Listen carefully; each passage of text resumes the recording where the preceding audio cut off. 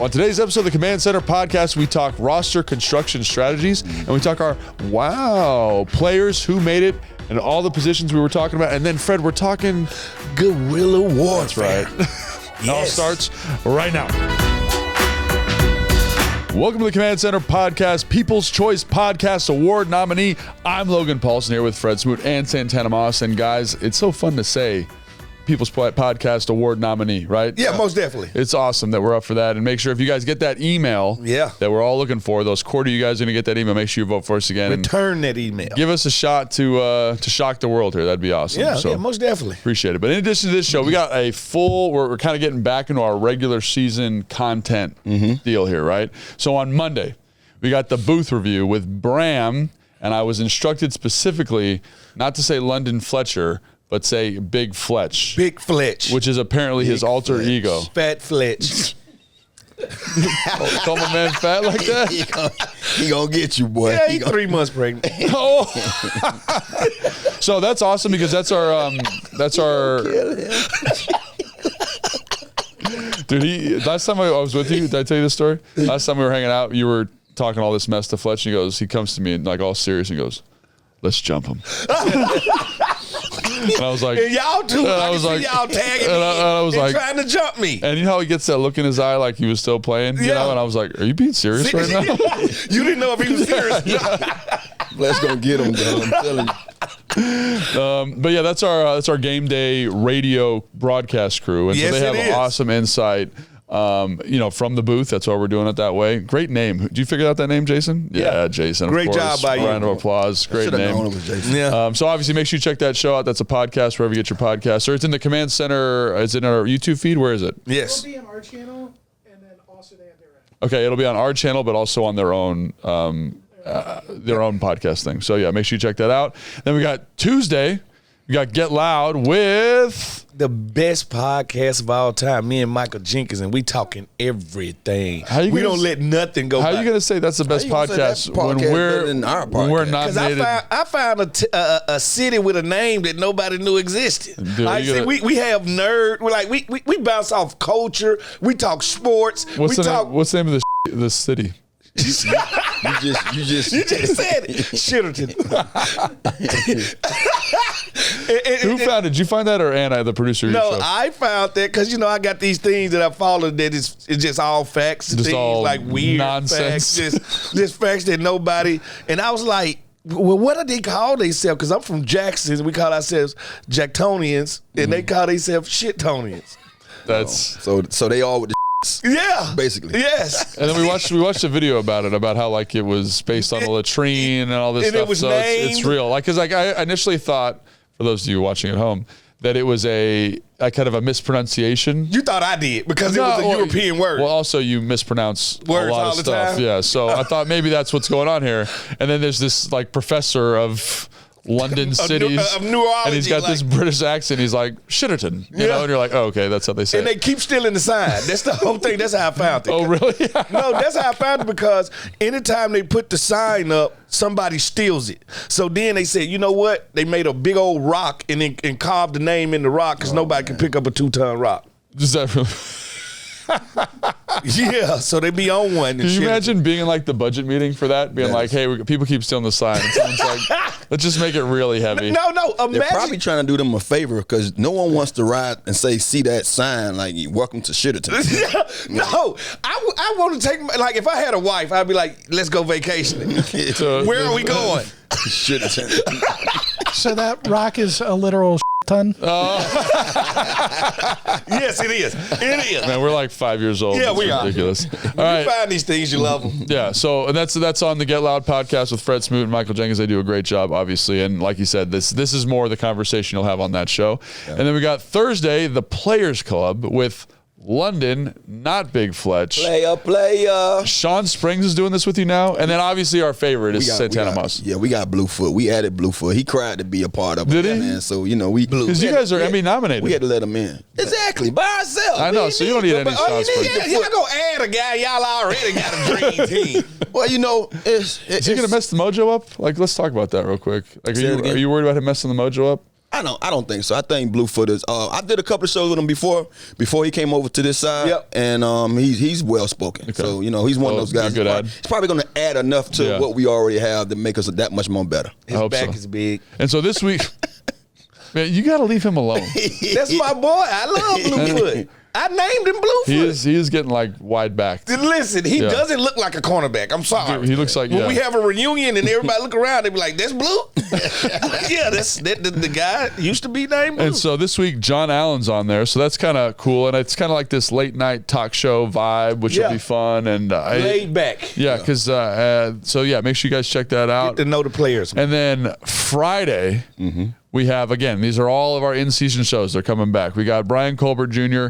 He's doing an interview with Jane Daniels and Doug Williams. Seems like a good mesh-up right there. Yeah, I was going to say, that's the future in the past. It seems like a show. If you want to be a Commanders fan, I would definitely check. I check all these out, but that one for sure. I wonder if they're going to do an episode with me and Emmanuel Forbes. Do you think probably will. Yeah, I would say. Why not? Why not? But then you got to talk to Brian, and can't. Then you and nobody, I mean, no one wants. No, I'm not like historical enough. You get like cool to do brother. it. Like you don't give yourself enough credit. Thank you. Thank you. You guys are so nice to me. All right, so that's it. So make sure you check out all those shows. And when's our main show on, Jason? Is it Thursday, the Command Center show? Yeah, Thursday, the Command Center show. YouTube. Make sure you guys check it out. We are here in season, full content for you guys. Make sure you check it all out. All right, so now I was reading something online the other day. And I saw that some flag football guy, I don't remember his name, said that he was disrespect him. Well, said that he was better than Patrick Mahomes. All right. And I just wanted to get your quick, high-level thought on whether or not you think he's actually better than Patrick Mahomes or not. I think you got to understand what he was what he was trying to say. What he was trying to say. He was saying that if he had to compare himself at what he does as a flag football player, he would say he's the best in the game, so he would be better. He would be like a Patrick Mahomes, He's better than Patrick Mahomes. And when people, especially today, when it comes to social media and all the different new, everybody has a voice now when it comes to, sports and stuff like that of that nature.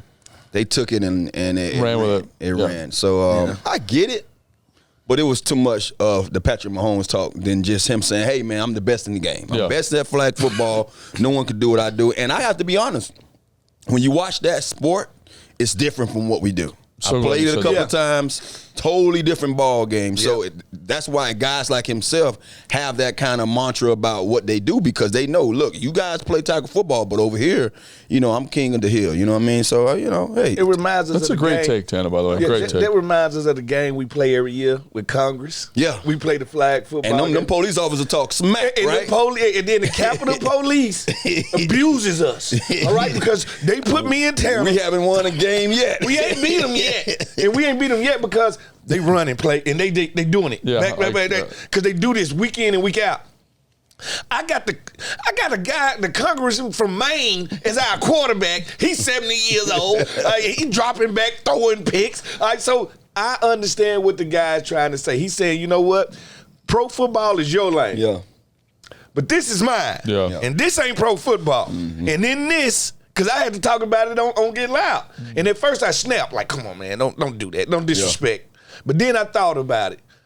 He didn't say I can beat Patrick Mahomes in the league. Yeah. He say I'm basically the Patrick Mahomes of flag football. Of flag football. So I give him that respect. I apologize to you, my brother, and never play flag football with a congressman. Period. Right? Yeah, I was about to say, because I coach high school football, which is tackle football, normal rules, and even that's a little bit different than the NFL because the hashes are different. And then I've also coached flag football because my son's 10, so coached his team. And the way the field spaces in flag football is so different, and how fast stuff happens. Yeah. Because there's no offensive line, you're not really taking a drop. Yeah. It's way, way different. So I could see why he's saying that, because it's a different. I think it's important to acknowledge it's a different game. Although I wonder, like, because Patrick Mahomes is such a special thrower of the football. And he would be lightning in a bottle in flag football. Because he could touch the field in a way that a lot of those guys He's can't. unorthodox in a way that it works with him. And I think that's the thing about Patrick Mahomes is like the arm angles. Yeah. Like his arm talent is so good. Like it's baseball. Yeah. He grabs a football like a baseball, and that's how he maneuvers it. Yeah, so I think obviously there's a physical skill set there that he has that I think he'd be great at. But yeah, I get what he's saying. And like, I think a lot of people say, oh, you just take NFL guys and put them in flag football. It's not. No, like you said, Kirk Cousins would not be good at flag. Yeah. But Lamar Jackson, crushing it. Maybe be. Lamar Jackson, Tyreek Hill, they would kill it. Space players. Yeah. Space players. Guys that can maneuver and twerk their hips and do certain things of that nature, they would kill that league because they don't have to worry about football. Yeah, no, I played it a lot growing up, and I was. What's so crazy about it? I'm going to give you a short story. Yeah, love it. When I played the defensive side, I would play either safety or DN. Because you could rush. You can rush, and you just throwing your hand up in the way, and then now they tucking, trying to run out your way, and you fast. So you just grabbing the flag. So it's always fun, man. But that's why I got it. I got what he was saying from the door, because it's just one of those things. He was trying to make an analogy of a great player, but he just kind of caught. It got people. Got all hot takey. Yeah, got all hot takey. You got something, Jason? You got a take, right? Yeah, so I'm going to compare a different sport here, but I used to play softball. You know how you have beer league softballs or whatnot? Yeah. And we had a guy join our team who just retired from baseball? Pro baseball, but minor league, but high-level minor league. Yeah. And he's like, I'll play softball with you guys. And we were like, oh, we're going to clean up. Yeah. It legitimately took him like 2 seasons to figure out the difference between a softball and a baseball. Really? Because all he would do is you would pop it up 400 feet straight up. Yeah. Because he just couldn't figure out the timing. Yeah. Oh, and you think it would be easier, but it's not. Now, once he figured it out. Yeah. Watch out. But they're just like tennis. I used to love tennis, but my feet won't let me play it no more. But then you go try pickleball. Yeah, it's totally different. And it's a difference to it. Yeah. Where the ball comes. Yeah, and I think that's the thing. It's like there are levels to it. Like college football is different than Pro NFL football, right? Flag football is different. So understanding that nuance, I think, makes his statement a little bit more clear. All right. So in addition to flag football conversation, we have real football to talk about, right? Obviously, the 53-man roster just came out, and we're all really excited about the 2024 Washington Commanders. And obviously, Dan Quinn and Adam Peters have been very clear that this is subject to change, right? Yeah, it's fluid. It's fluid, maybe is the word. Fluid. Yeah, I said fluid. You said fluent as if you're. You put the ENT on the end. No, I said fluid. What did he say? Leave a comment. Hey, I know what he said. It's fluent as it. I think a pair of lips would tell a lie. That's what he said. Because that's what he's always fluent is like I'm fluent in a language, right? Yeah, and I know it in fluid. Yeah, it's like fluid. Yeah, like it's a fluid changing. And that's what I said. I was like fluid. But then my tongue got stuck at the end. You did do a lot of talking last night. You were at the stadium for that. Yeah, it was fun. Love fantasy football. So, so kind of talking about this fluidity, I thought we should talk about a couple different tools that they've used, because I heard like all these terms get thrown around, right? Like, guy's on PUP, a guy's on IR, he's on IR designated to return, and so like what the different things mean. So let's talk about PUP, and this is a little bit confusing, but PUP basically explain that to me. You got to be on the list. So. So do you actually have to be hurt though? So you don't, you do, but like there are ways to fudge it. So like what I'd say is like, so on cut day, right, which was Tuesday, right? Yeah. On cut day, I can either put you to IR, or cut you, or you make the team, right? Yeah. Those are the 3 avenues. I cannot put you on the PUP list that day. No, it has to happen before. You have to be on the list already. And it kind of works the same way, because it's taking an injured player and protects them until being cut. For 6 weeks, so the 7th week they could potentially play. Got you. Right? That's the difference. You have to already so be you have to be out for 6 weeks though. Yep. Yes. Yep. And Nick Chubb is on the PUP. Because he's already hurt. Odell Beckham is on the PUP. And I didn't know he was hurt. Who that? Odell Beckham is on the PUP. Odell is on the PUP. Yes. That was alarming. So and then for us, Efe Obada's on the PUP. So he's a guy that is not going to count against the roster. He doesn't count against the salary cap. But he could come back later this year and add depth. Do they get paid while they're on the PUP? They do get paid, yes. And it doesn't count against the roster? It doesn't count against the cap. Yes. Gotcha. So that's PUP. IR, I can, on the day of cuts, designate you to IR. Yeah. So a good example of that is Jordan McGee, right? Yeah. He was like, maybe he's going to be healthy, maybe not. We're not sure. Yeah. Right. So we put him on IR. And he is also designated short-term IR, which I think is 4 weeks. Yeah, it is 4 weeks. In the 5th week, he could return to play. Yeah. So it's really the same mechanism, but you got to be on the thing already. Now the question that most of these people who listening to this will ask, if Jordan McGee gets off week 4, ready to play by week 5, we have to release somebody. Someone have to get released. Yes, we have to release somebody. And same thing with the PUP too. If that guy comes off the PUP, You have a couple weeks to make a decision. Can you demote that person to the practice squad? Yes, or do you you have can. to release Yes, you them can. fully? You No, can. you can. The practice squad, you can. Well, that's the thing about this is where it gets a little bit complicated. To get a guy to practice squad, you have to release them. Release them first. Yeah, and then resign. Yeah. So obviously, in the case of Jordan McGee, you probably wouldn't want to do that. No, you probably would move somebody else. But in the short term, let's talk about the advantages this gives us, right? So because F.A. Abada's on the PUP, because Jordan McGee's on IR, that allows you to keep 2 extra players for 6 weeks, right? Yep. So I don't know, like name your player, Dominique Hampton, maybe. Yeah, come on, if we got 7, 8 safeties, Yeah. it's something there. So that's a way to keep 2 good football players in your program while they're hurt and keep 2 more. Yeah. So it's a good tool to kind of manipulate and move the roster around. So just want to touch on that because I know a lot of people ask me like, what's PUP? What's IR? What's IR sort of? They're just tools to help you manage the roster around injury. Give you more time. Yes. Is what it's for. Absolutely. So, okay. So now let's talk about the roster, the actual roster. And so let's start with this. Is there anybody that makes you go, wow, like they made the team? Your Owen Wilson is Let me see what you got. It's so good. You look like Owen Wilson. And your Owen Wilson is great. Like it's great. You know my guy. I called him out when we picked him up as a free agent, a college free agent, Kosin Yankoff. Dude. It just was something about him. Like me, myself, I love versatile players. If you tell me a guy played quarterback in high school and running back and now he's a tight end, it tells me he just has an insight on how to play this game. So I was like to myself, it's going to be hard to cut this guy. Yeah. He's going to find a way to weasel himself onto this roster because he does too many things good. And he has done that. I know if we go back 3 months ago, and you look at his name, Kosin Yankoff, nobody would have picked him to make this team.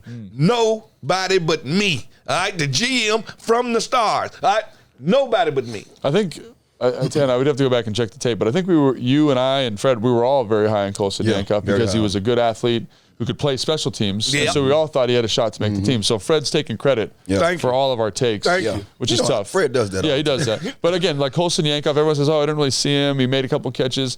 Dude was an absolute maniac on teams. And if you're that 4th tight end, you got to play teams. And I think the other thing to remember is he played running back in college for whatever reason. And so he's making a position switch. So he's this tremendous athlete, tremendous motor on teams. He can develop as this kind of 4th tight end. High football IQ. Yeah. All right, that's what I see. Yeah, 100%. So I like that one. Tan, you got one? Yeah, I got 2. If they don't, I'm a little wild because both of them are here, but I'm happy that both of them are here because they bring that veteran presence. Wow. Pringle.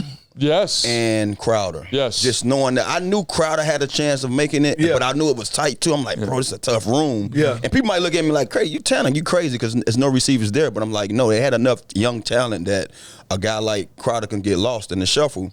But when I saw Pringle come back into, not come back into the game, but come back on the team because he wasn't here the first week of training camp. Yeah.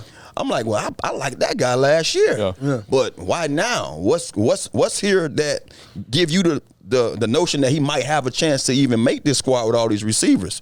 He made it. So I was wild by that. He made it, and then you have both of those veteran guys here, Crowder and Pringle. Yeah, for me, I think my wow guys, and in this wow position just in general, there's a couple things. One is Jean-Baptiste. Yeah. The 7th round pick from Notre Dame. Like, I thought KJ Henry had it on lock. Yeah, and then as the preseason went on, I will say the Miami game and the New England game, all of a sudden you're seeing 90 flash a little bit. He flashes a pass rusher. He flashed in the run game. He made a couple tackles on teams. And you say, maybe he's going to make a push. But I thought it was between him and Jamin. Yeah. And all of a sudden, Jamin's got the sack. Jamin's coming along on teams. And you say, that flexibility, and I think, like you said this, Fred, when you were talking about Kosin Yankoff, the flexibility of the roster is something that, in terms of the personnel. Yeah. Because look at Jamin. You said this, right? He could play linebacker. He could play teams. Linebacker. He can play edge rusher, right? Baptiste can play defensive end, and he can play special teams. And I felt like KJ, while he did really good at defensive end, great at defensive end, didn't really bring that same flexibility. And I'm glad he said great because he really did a great job. He did a great job. And hopefully they find a way to get him back and get him on the roster and keep him in the fold. He'll still be playing some pro football. I get worried that he's one of those guys that could get claimed. Yeah, I was going to say he's one of those guys that, man, I don't bank on him making it back to us because someone gonna see that talent and be First like, hey, of all, we'll New snatch England. Yeah. New England They're gonna took see their it. quarterback out. They're going to be like, yeah, we need a pass rusher here. There you go. Yeah, and so is there a position group, like looking at we got these rosters here. Is there a position group that you're like, this is like just get final thoughts on positions. Let's start with maybe receivers. Like, what do you think about that group? Well, I hear it's crazy because we had that little night where we was at the stadium, and it was there. I guess you can say the season ticket holders and suite owners, fantasy football, draft night, and the first thing someone threw at me is like, bro, we don't have a tall receiver. Like, when has this been an argument? It was an argument for me to come in the league in 2001 that I was too short. Maybe I can't play in this league, but we put that behind us then. Yeah. Why teams are so enamored, or our fans are so enamored about we need taller guys? That doesn't say we're going to get great production. Yeah. And I feel like if you look at our team, especially the guys that I just mentioned, Pringle's tall enough. You have McCaffrey's tall enough. Yeah. We have enough height here. It's nobody here 5'7" and 5'8". Playing receiver. So we have enough height to be competitive. So I don't understand why folks are so enamored by the height part of it. But I'm happy with the guys we have now. You would look at it like, why they don't have another star out there that can, be, bro, they all can play football. You don't need a Jerry Rice receivers caliber. Need opportunity. Exactly. They need throws. That's what makes you Jerry Rice. That's what makes you, Tyreek Hill. When you have the quarterback that can get you the ball in a timely fashion so you can be great. So I think all these guys are capable. You saw what Terry did as a third-round draft pick, and I'm just excited for the room, man, because I know they have a quarterback that eventually, not sure when it's going to click for these guys because they all have to get used to playing with each other. But he's going to be a guy that's going to find a way to get all these guys named to be up there like a Terry McLaurin. Fred, you got something about that? Well, that room right there, I think is a very solid room. I'm really anticipating watching De'Ami Brown because, like I just said, wide receivers need opportunities. Yeah. Like, if I'm a wide receiver and I get 70 targets, I'm gonna have more yards than you, period, if you got 30 targets. So some stuff just ain't fair in this game. So I'm waiting to see De'Ami. Can you take this uptick in targets? Yeah. Are you ready to take it to the next level? Because people just need confidence. Yeah. I always tell people all football players are one play away from turning into a superstar. Yeah. Like, you make that one play, and now I feel like I can't be stopped. So with De'Ami, when is it going? I see it slowing down, but can you take the volume of passes that's finna come your way? Yeah, and I think people forget like how good Zach Ertz has been through the preseason. Yeah. So like, to me, it's like the receiving group is a dense group. Like there's there's Terry, and I think everyone's kind of got their skill set. Thanks, Dan. I appreciate it. But they've got their skill set that they're working on, right? But in terms of number two, I think Zach's going to get a lot of targets. And people talk about lack of size. Like, Zach's a big guy. Yeah. Ben Simmons a big guy, right? Yeah. They'll be able to kind of Eckler going to be part of their pass. Yeah, they're going to be able to kind of use those skill sets. So it doesn't really, to me, like, you can get away with not having a true. I think Kansas City's a great example of this. They don't have a true example too. Huh? Wide receiver wise, height wise. Yeah. But I'm saying, like, in terms of like the true number one. Kansas City doesn't have a true one, but they have a really good tight end that has good rapport with the quarterback. And I think that's what Zach gives you, in addition to having Terry. So I think there's other ways around that. Let's talk about the tight end room while we're here, right? Mm-hmm. Obviously, a little bit surprising that Cole Turner gets cut. I thought he had a really to give him credit. Really good preseason. Mm-hmm. Improved a lot as a player, but just lacked a little bit of consistency catching the football. Yeah. And I think when you're making those final decisions, those are things that are important to consider. I think the only thing that stood out to me about him, I will always have a guy like him on my team. He reminds me of a Jordan Reed, not the same kind of shiftiness, but he's just one of those bodies that you want to see out there with those jump ball opportunities. Mm-hmm. Just the block. Being a great blocker part of it, you know what I mean? The physicality part. When you look at the guys that we have, you look at it and say, what do they do better than him? Block. You know what I mean? So besides catching the football, they're a great blocker. So that's what stood out to me with him. And he also, but I will say, like, I went back and watched the Patriots game. Like, he played his behind off. He played physical, man. Yeah, he played physical. But I do think it's the drop on the out, maybe the drop in the seam, the 2 penalties early on. And again, like, I'm that guy. I have been him. Yeah. I know how hard that is to know that you've improved as a player and not make those plays and not make the team. Hopefully he lands somewhere. People talk about him getting claimed. Hopefully that works out for him. But in just the room, like, you feel good about the room? I feel good about the room. Yeah. I feel good about the room because the one thing about it, when it comes to tight ends, some tight ends are indicators for us on defense, like Cole Turner. If you bring Cole Turner out there, I know you're not running to his side. Yeah. All right, so these guys, none of them are indicators. Yeah. Like when I look at this, all of these guys catch passes and they block. Yeah. So are you tipping the hat to me or you're not? Like even some receivers are like that. Yeah. Like some teams refuse to run to a side that a receiver on because their receiver ain't physical and he don't block. Yeah. So I know as a DB, all right, the run going to the left. I know how to signal that to my teammates. So that's what I like about this room. It's solid. It's rock solid. And then asking about how solid it is and how you felt about it, I was very pleased just to see Bates, man. Like, because I felt like he was a guy last year that I liked, but it's just he didn't have enough consistency in his play. Yeah. This preseason was a totally different preseason for him. I mean, he was consistent in everything he did. Catching the football was more cleaner. You know what I mean? He didn't have those bobbles like he had before. And then we always knew he was a great blocker. So to just know the pressure was on with having Sennett, Yankoff, I was hoping that he made it like, man, it's tough to have these two young guys that can, you know, probably a little faster, a little young horses. You know what I mean? Mike can do both instead of just one. Yeah. And he made it. He made it through it. Bates Motel. Yeah, I'm glad you said that because Bates did have an excellent camp, preseason, offseason process. The whole thing was great for him. Running backs, really no surprises there. Quarterback, let's talk about that real quick. They're keeping 3.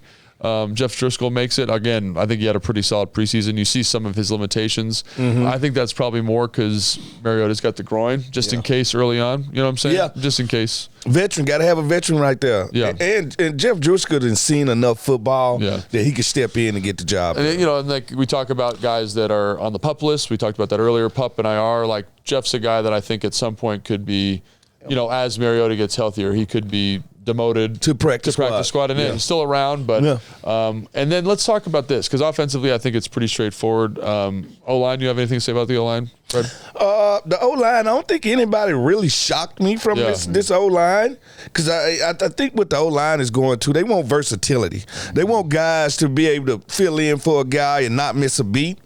So nobody shocks me on this list. I think Chris Paul really earned his spot. He played really well. And I think he showed them, put me at guard or tackle. I don't care where you put me at. I'm going to serve some IHOP. I'm going to serve some pancakes. So at the end of the day, I think the offensive line didn't shock me at all. Yeah, I think it kind of fell the way we wanted. I kind of wish one of those guys, you know, like a Ricky Stromberg or, you know, Good Jones would have made a harder push to make Now, Good Jones is, I love Good Jones. No, yeah, I like him too. But I love him. But I'm saying, like, it would have been nice. Like, it would have been nice if one of those guys had made a push. But you know, Dieter's a guy they brought in. Yeah, he did well enough to kind of reserve. And Dieter didn't play some football. Yeah, like, he got some pips on the wall. Yeah, absolutely. Any thoughts, Tanner? No. Yeah, I mean, no, I was pleased with the O-line. I feel like, you know, when you're looking at just what we had, you know, the couple of guys, and I was surprised by losing what is his name? Stromberg. Yep. I was surprised by that, just knowing that he was a young guy last year that showed potential. But I just feel like I'm hoping, you know, that, you know, as far as just for left tackle purposes, not sure how it's all going to pan out. That we get another guy that we can say, okay, we have another guy, you know, on the team that we feel solid about him, you know, being a starter at that position. Especially with Brandon Coleman being injured, a little linked up. That's just a little bit of depth there. Because you can't have one going into the season and saying we solely hoping this guy can play the next 5 weeks without, you know, having one of these guys up. You know? Yeah, and like obviously, like Cornelius Sugas did a great job. Trent Scott's kind of that swing guy now with Coleman hurt, and you know, a little up and down in the preseason, but you know, like you're talking about, you need that guy. So in terms of like waiver wire, which we're going to talk about in a second, that's a spot that I'd probably just keep an eye on if one of those tackles shows up. And then maybe the most interesting position to me was defensive back. Just how that, and I got a wow guy. Why? Because it's 100 of them. There's 100 of them, but I got a wow. I'm really happy that Derek Forrest made it. Oh, listen, Defoe was the one that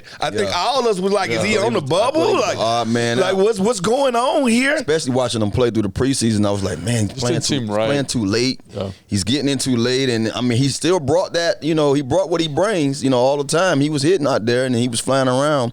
But I was happy to see his name on there. Him and your guy from Louisiana. played at B. Mitchell School. Oh, Percy Butler. Percy Butler, yeah. I would like. I think Percy showed them something, and I think when I look at this defensive back, I think some of these guys are really kept here for certain packages. Yeah. Like I think that's what it is. Package specific guys that they like. I don't want to lose this guy because you got some guys like what's his name, Dominique Hampton is labeled as a linebacker. So is he truly gonna be playing as a tweener? Is they gonna be like we just added him and we keeping an extra defensive back because Jamin Davis is labeled as a defensive lineman, but he actually can play linebacker. So there go that fluency on that on the roster that I like. Fluency, not fluent. He's trying to make it. Yeah, but it's a crazy group. They got Mike Sanderson, Jeremy Chin, Emmanuel Forbes, Noah Igbenogany, Quan Martin, Derek Forrest, Michael Davis, Benjamin St. Juste, Percy Butler, Jeremy Reeves, Tyler Owens. Round of applause. So you earned everything. I was looking for players to do for breakdowns for coaches show. Yeah. And I was like, let me just watch some of Tyler Owens' special teams. Yeah. I got to show you these clips, bro. Yeah. I'm talking about you see people get blown up on teams and you're like, oh, that's a good play. But it's like once every blue moon. Yeah. It's a different guy. So in the Miami game, they're covering a kick. First play, takes his guy, throws him. I'm not kidding. Throws him into the returner. His guy makes the tackle. Next play, exactly the same thing. 2 plays in a row. And then him playing vice on the gunner. Yeah. So they're covering the outside. He's the inside vice. So the guy runs around. He runs up. The guy's coming back in bounds, hits him, falls down. Decleats him. Yeah. He did it 3 times in a row. Yeah. I've never seen somebody do that before. Well, his measurables at the combine. He was on a mission. He had the second longest long jump of all time. He almost missed it by an I think inch. he broke the record. It was 12-2. Yeah, 12-2 on a broad jump. That means he can jump from Mississippi to Alabama. Dude. That's what they tell you. He had a 43-inch vertical. Yes. He hasn't came down yet. He jumped like a day ago. He's got 34-inch arms too. He's a freak. Yes, a specimen. Freak of nature, man. He's a specimen. So I think he definitely deserved it. I think he's got a little ways to go as a safety. Yeah. But as a teams guy, he's definitely got a home. He's a football player, period. So. And then I love Dominique Hampton at linebacker, in that Miami game, man. So really, they've got 12 DBs. If you think about it. Yeah.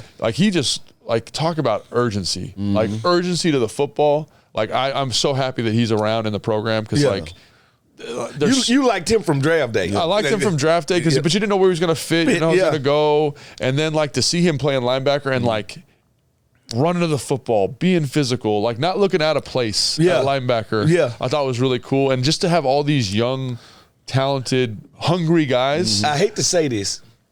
When he plays that linebacker and that safety, he reminded me of what Curse did for the Cowboys last year. The same dude. I think that's exactly right. Number one.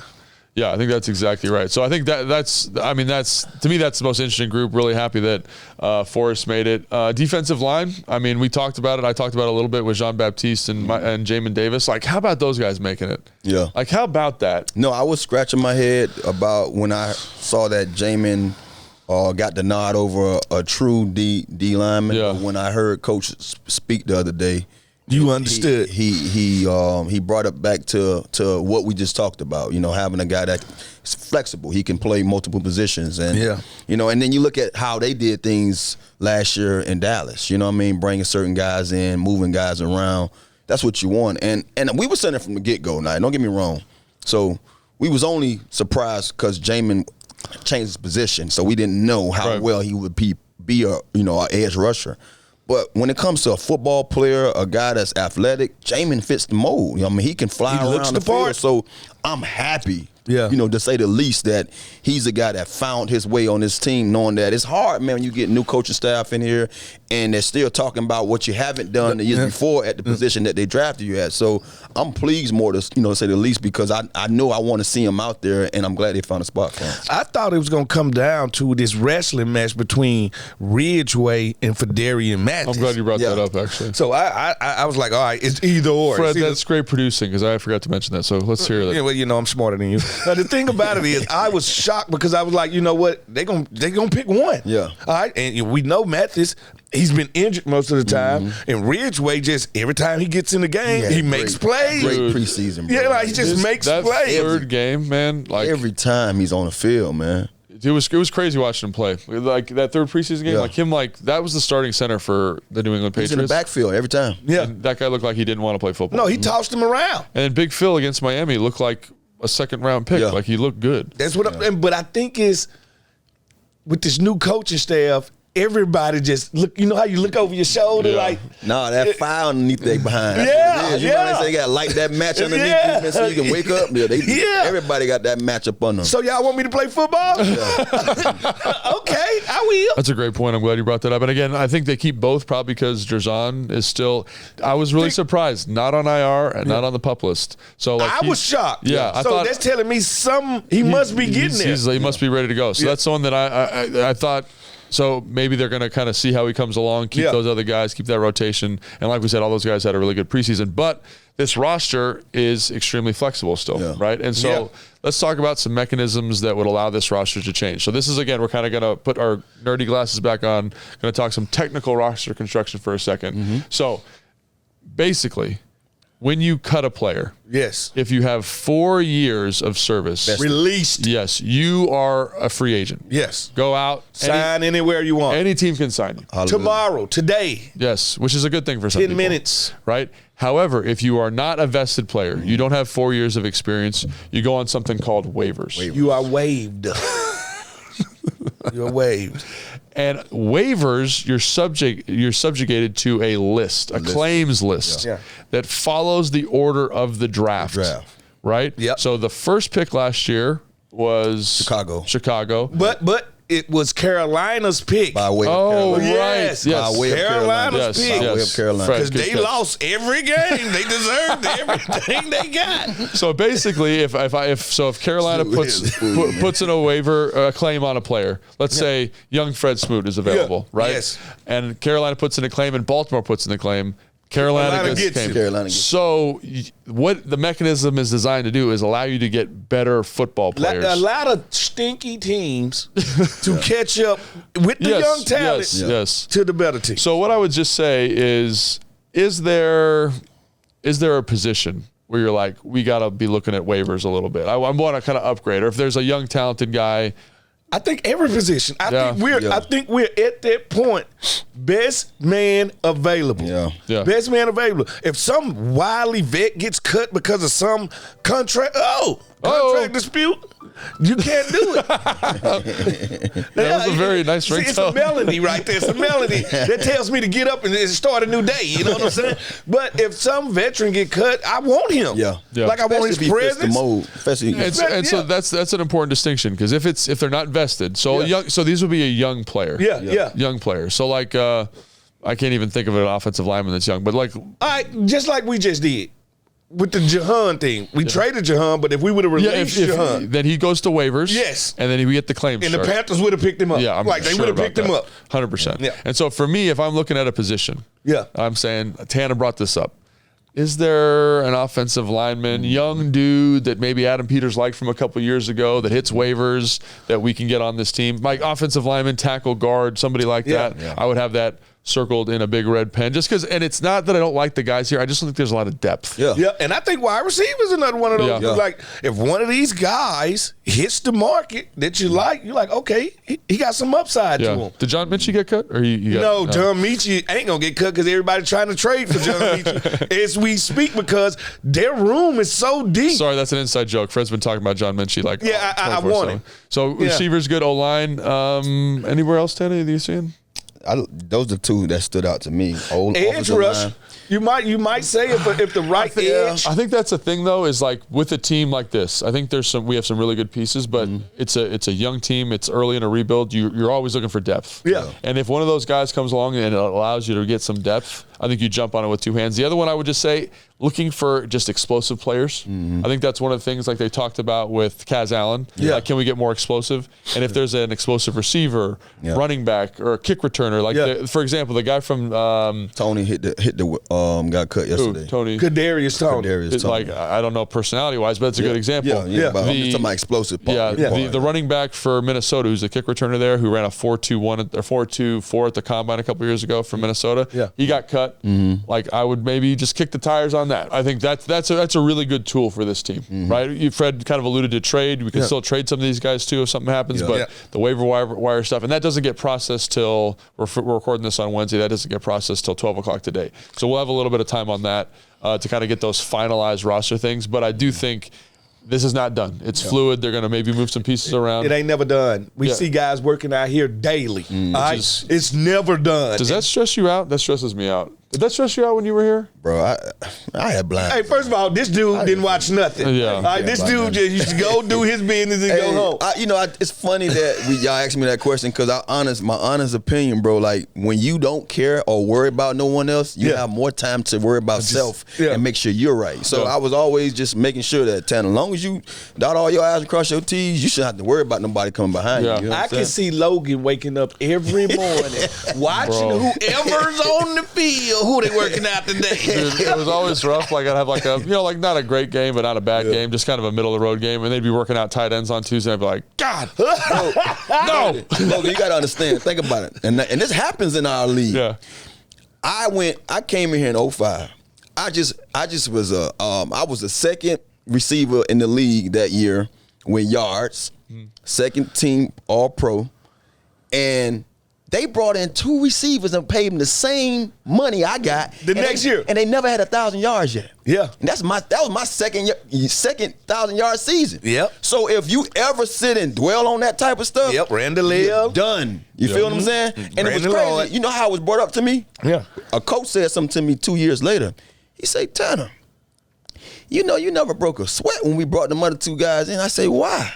Because they don't fit the mold of me. They're supposed to come in and help. That's the thing about being a receiver. Like, it's multiple of us. Yeah. He said, but guy, he said, man, I done play around some divas. They come in the room and they slam the door. I'm like, why you brought that joke over here? He said, bro, you dapped them boys off and went to work. I said, cuz, man. And they was some good dudes. But at the same time, I'm just saying, like, just talking about just how it is. So that's why I bring it up, Yeah, no, I think that's I knew the NFL was like the real deal, hard to make football teams. When like you'd come in for the waiver wire workouts, so like those happen on Tuesday. So Monday, come and get your lift on Tuesday, and like you'd see like famous college, like Jamarcus Russell's in there on a Tuesday getting a workout in, or Terrell Pryor's in. Where you're like, what? What's going on? You're like the best player I ever saw. I'll never forget. I think it was my 3rd year. We drafted a cornerback from Maryland. And they interviewed him the day he got drafted. I think we took him in like the 4th round. Like, I'm coming to take Fred Smoot's job. What'd he say? The first time I met him, I just laughed at him like, dude, no, you're not. You come to look at my back name on the back of my jersey. But I liked it. It's healthy competition. It lets me know, like, listen, he got something that I didn't have. Youth. Yeah. I'm getting old. Like, he got youth. All right, so it just woke me back up to this gonna be every year. This ain't just 1 year. Like these jobs are 1 year jobs. I tell people this: being in the league is 1 year at a time. Yeah, maybe 1 day at a time. Well, that's what it felt like when I was here early on. 1 day, one day, 1 foot in front of the other. Hopefully, I'm on the roster today. But this is the temporary roster. Really, congratulations to all these guys. And hopefully they're not stressed out like I was, because I was pretty stressed out. All right. Poor Logan. Yeah, poor Logan. All right. So we had a conversation on the last show about whether or not we could defeat a gorilla. And it got feet of his own. And it just ran out. Yeah. And so we got a whole bunch of comments from fans. And Jason said he wanted to read some of those comments. And some of these I love some of these. I love them. There we go. What do we got, Jason? Our fans are awesome. Thanks for engaging on YouTube and ThatHawkOutside at gmail.com.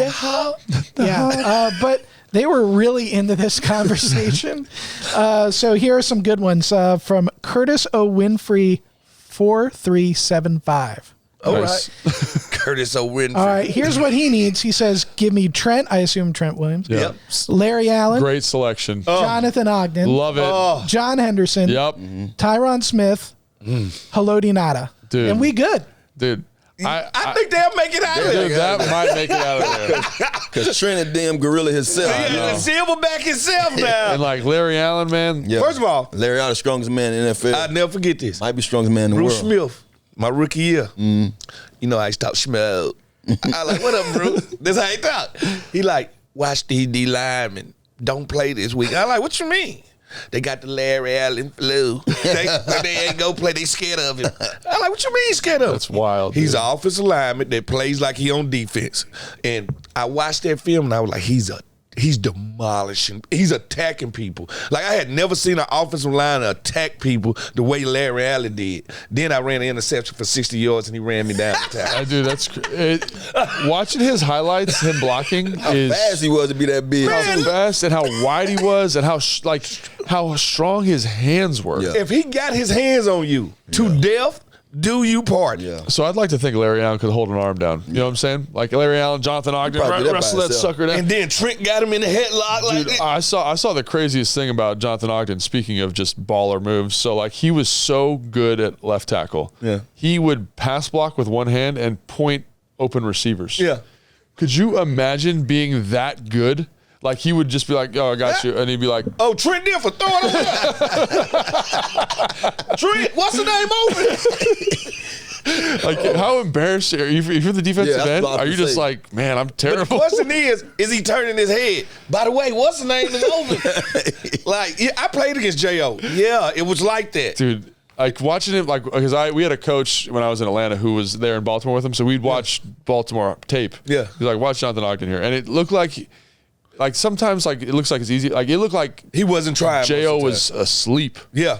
That's crazy. Like, that's how good he was. That's crazy. And I'd never seen a player like that dominant. You know what I'm I saying? add Daryl Gardner to that list of guys that I want to send in there with him. Biggest man I ever seen. Dude, I was just thinking about it. Like, you watch World's Strongest Man? Anybody? Yeah. Anybody watch that? Yeah, I watch it. So, like, you got like Hafthor Bjornsson. Yeah. That dude's, he's 6'8", 6'9". And plus, he was on Game of Thrones. He's 460 pounds of like rocked up muscle. Yeah. So give me like a couple of those dudes. I feel like just from a weight standpoint, we got a shot. That gorilla gonna think twice looking at a dude that look like him. Yeah. You know But the what I mean? only thing about the gorilla, he uncontrolled. Yeah, it's just chaos. It's just Untamed. chaos. Yeah. And these guys gonna be trying to slow him down. Yeah, Where he yeah. gonna be like Well, that's the all, Hulk. that's all we need. One of them. You talking about sacrificing? Now, I'd rather one of them sacrifice themselves than you. Yeah, that's what I'm saying. Like, listen, as long as Trent got him in the headlock, I just punch him in the face.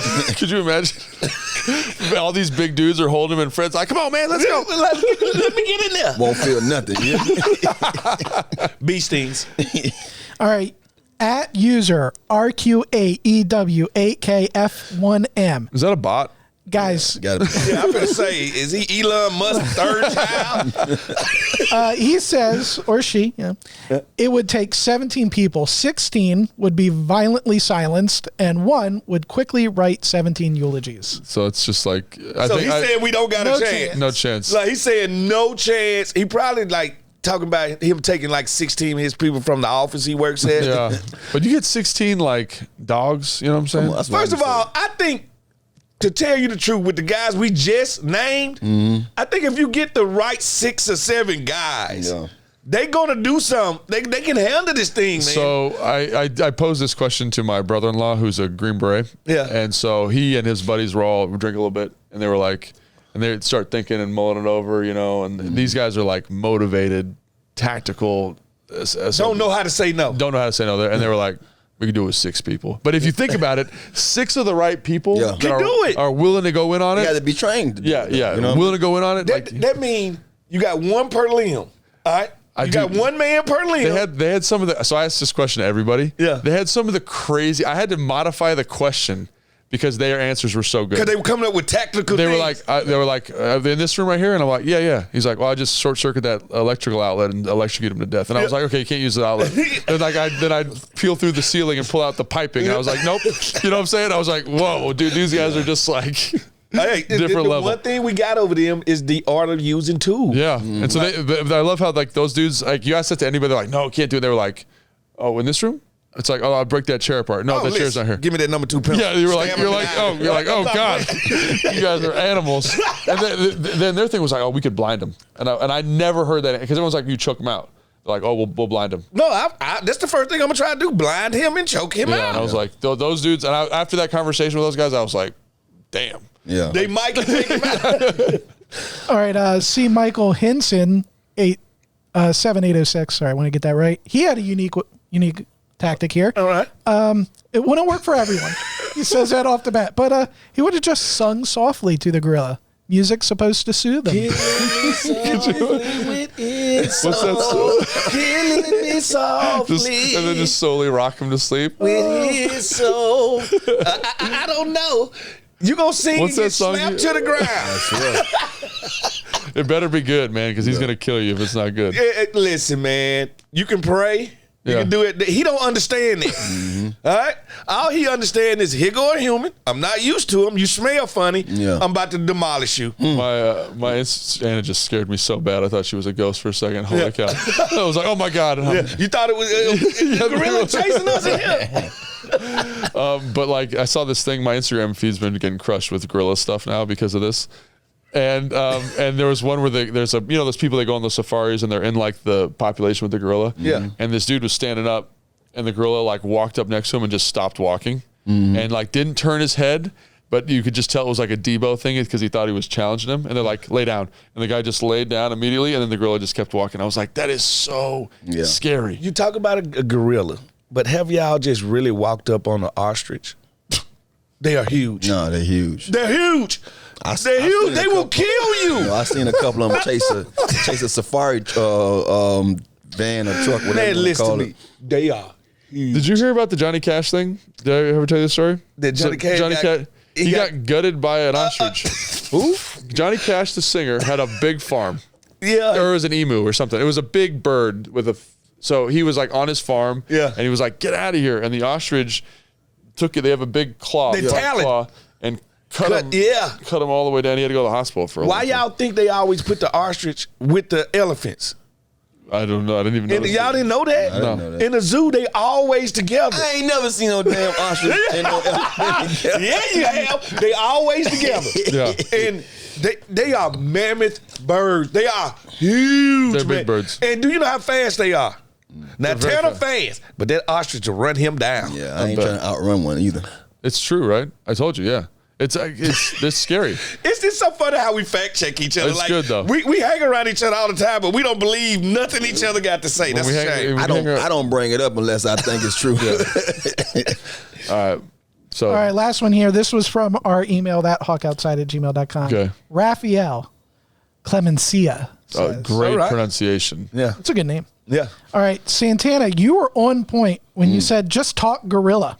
I think this will work. Everybody surrounds the gorilla and starts yelling very violently in gorilla talk, and then jumping up and down, smacking yourselves in the turn around. head. This is not Right. Planet of the Apes. And then That's not then Caesar. The gorilla will get confused, and then you all can choke him out, Yeah.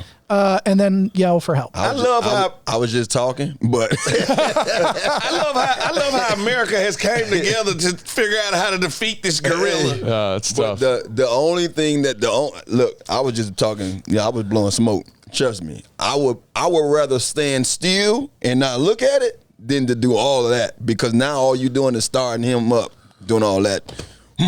Yeah. You know what I mean? You getting him to basically say, "Oh, you're challenging me." Yeah. But we've all seen them Instagram posts where they out somewhere in somebody's safari. They on us. I don't know why them people be out there. Yeah. And the gorilla walk by and just look at somebody and be like, push their head to the side and be like, "Why the hell you over here?" You know what I'm saying? Or when they I tell grab. you what, how about I just give him some bananas? You don't have anything. You don't have anything. You don't have nothing to give. That's a good idea. I'm though. just saying, I just go to Weckman's and get him some bananas and call it a day. Maybe that's the move. Yeah. So we appreciate your input on this, and we're And gonna. what other animal would you like to see us gang up and fight? Is it an ostrich? Is it a rhinoceros? Like what Dude, no other? shot. No shot. I mean, I've thought about this a little bit. You could maybe like a medium-sized black bear, maybe. Black bear gonna kill you. But they're only 250 pounds, right? Only. But I'm not saying it's not a grizzly bear, which is 1,400 pounds. It's not a gorilla, which is 500 pounds. Like, Yeah. Maybe you got a shot. The black bear will kill you. Dude, black bears are crazy. You ever seen a black bear with no fur? No, They're like rocked up. it's called a pit bull. All right, before we get too far gone here, thanks so much for joining the podcast. Really appreciate it. Stay tuned for more content. We just talked about all the shows we're going to do in season. We're trying to give you the best content we can, so please make sure you like and subscribe wherever you get this podcast. Make sure you check us out on YouTube if you want to see our beautiful faces. And that's it. Let's fight animals.